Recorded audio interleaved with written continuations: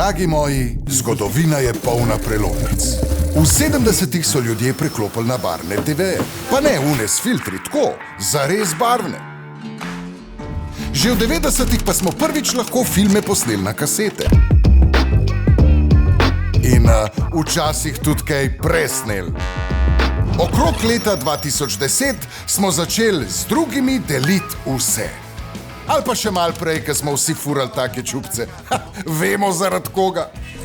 2025 pa bo zavedno znano potem, da smo začeli TV gledati drugače kot kadarkoli prej. Nič programov, samo zabava na zahtevo.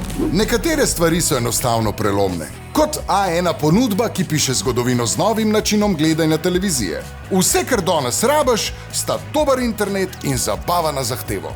Po super ceni. Kaj pa zdaj, v 2046?